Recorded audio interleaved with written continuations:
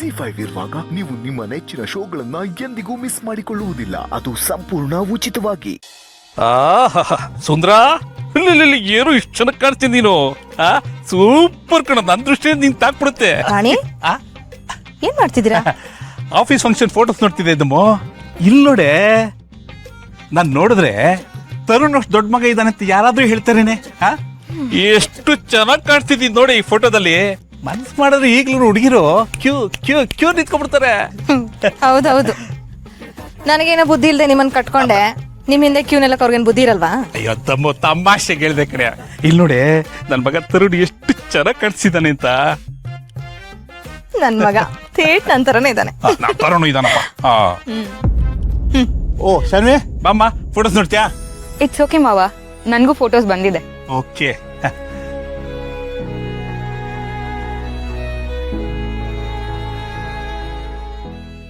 ಓ hello. Hi Tarun, actually ನಾನು ನಿನ್ನೆನೇ meet ಮಾಡಕ್ ಬಂದೆ. ಸರ್ಪ್ರೈಸಿಂಗ್. ಏನು ವಿಷಯ? ನೀನ್ ಇವತ್ತು ಆಫೀಸಲ್ಲಿ ಆ ಥರ ಮಾತಾಡ್ತೀಯ ಅಂತ ಎಕ್ಸ್ಪೆಕ್ಟ್ ಮಾಡಿರ್ಲಿಲ್ಲ. ತುಂಬಾ ಖುಷಿ ಆಯ್ತು. ಆ್ಯಂಡ್ ಸಾರಿ ಕೇಳೋದು ತುಂಬಾ ದೊಡ್ಡ task, but you have done that. ಚನ್, I am really sorry. For what? Sometimes ನಾನು ನಿನ್ನ ಜೊತೆನೂ ತುಂಬ ರೂಡಾಗಿ ಬಿಹೇವ್ ಮಾಡಿದ್ದೀನಿ. ಆ ಥರ ಮಾಡಬಾರ್ದಾಗಿ. ಬಟ್ ಐ ಪ್ರಾಮಿಸ್, ಇನ್ಮೇಲಿಂದ ನಿನ್ನ ಜೊತೆ ಆ ಥರ ಬಿಹೇವ್ ಮಾಡೋದು.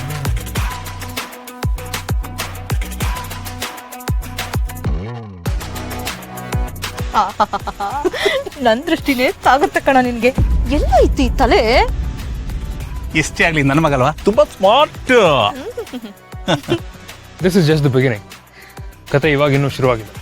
ನಾನು ಹಾಕೋ ತಾಳಕ್ಕೆಲ್ಲ ಕುಣಿಯೋಗಿ ಮಾಡ್ತೀನಿ ಆದಷ್ಟು ಬೇಗ.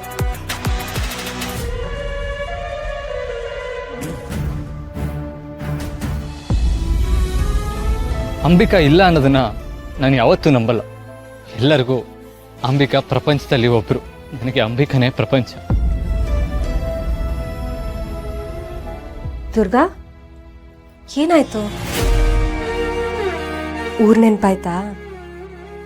ಅಪ್ಪ ಚಿಕ್ಕಪ್ಪ ಅವರೆಲ್ಲ ನೆನ್ಪಾದ್ರಾ? ಮತ್ತೆ ಓ, ಫ್ಯಾಕ್ಟ್ರಿಯಲ್ಲಿ ಯಾರಾದ್ರೂ ಏನಾದ್ರು ಅಂದ್ರ?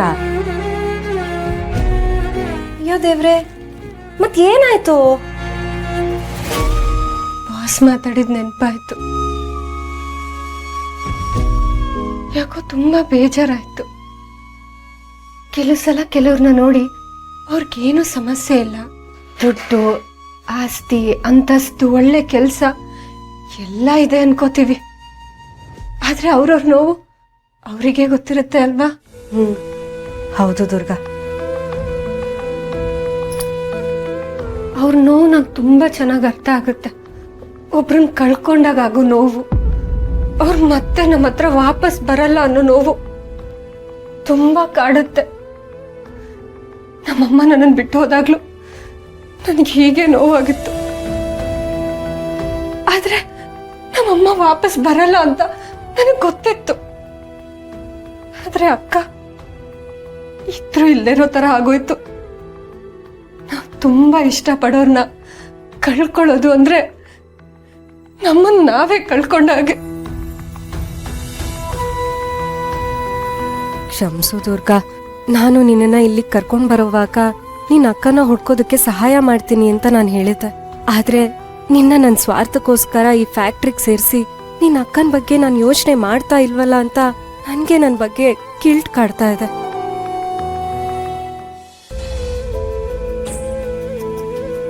ಸಮಾಧಾನ ಮಾಡ್ಕೋ ದುರ್ಗಾ.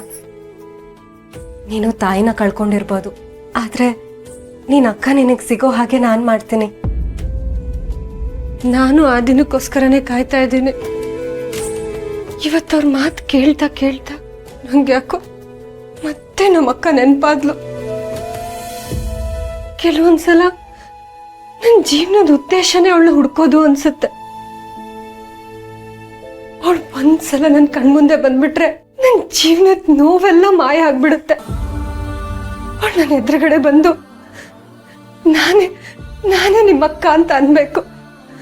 ಅವಾಗ ನಾನು ಅವಳನ್ನ ಗಟ್ಟಿಯಾಗಿ ತಪ್ಕೋಬೇಕು. ಆಗ್ಲೇ ನನಗೆ ಸಮಾಧಾನ ಆಗೋದು. ಇಷ್ಟಾದ್ರೆ ನನ್ನ ಜೀವನನೇ ಸಾರ್ಥಕ ಅನ್ಸುತ್ತೆ. ಬಹುಶಃ ಅವಾಗ್ಲೇ ನಾನು ನಿಮ್ ದೇವಿನೂ ನಂಬ್ತೀನೇನೋ. ಆ ದಿನ ಬಂದೇ ಬರುತ್ತೆ ದುರ್ಗಾ. ನಂಬಿಕೆ ಕಳ್ಕೊಳ್ಳೋ ಹಾಗೆ ಮಾಡ್ದವಳ್ಗೆ ನಂಬಿಕೆ ಹುಟ್ಸೋ ಹಾಗೆ ಮಾಡೋದಕ್ಕೂ ಗೊತ್ತಿರತ್ತೆ. ಅವಳ ಆಶೀರ್ವಾದ ನಿನ್ ಮೇಲಿದೆ. ನೀನ್ ಅಕ್ಕ ಸಿಕ್ಕೇ ಸಿಗ್ತಾಳೆ. ಅವಳನ್ನ ಹುಡ್ಕೋದಕ್ಕೆ ಏನೇನ್ ಸಹಾಯ ಮಾಡ್ಬೇಕೋ ಅದನ್ನೆಲ್ಲ ನಾನು ಮಾಡ್ತೀನಿ. ಸಮಾಧಾನ ಮಾಡ್ಕೋ ದುರ್ಗಾ. ನಿನ್ನ ಅಕ್ಕ ಸಿಗ್ತಾಳೆ.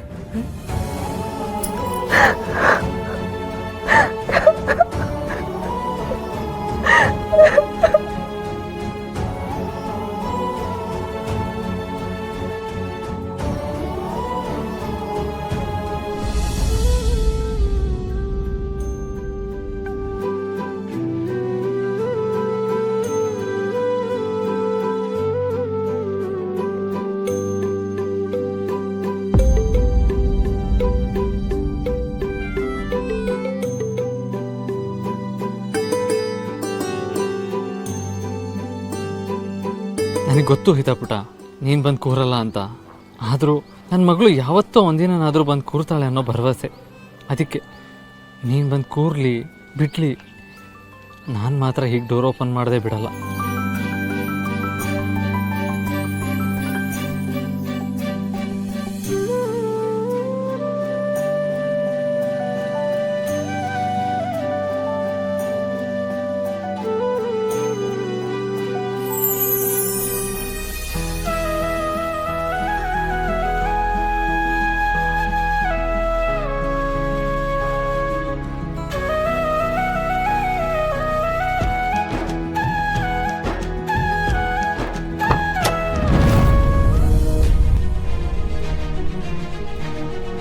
ಇದೇನು ಹಿತಾಪುಟ್ಟ ನನ್ನೇ ಬಿಟ್ಟು ಹೊರಟಿಯಲ್ಲ?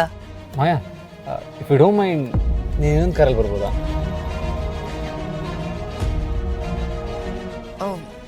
Okay, sorry Sharath, you guys carry on. Thanks Maya.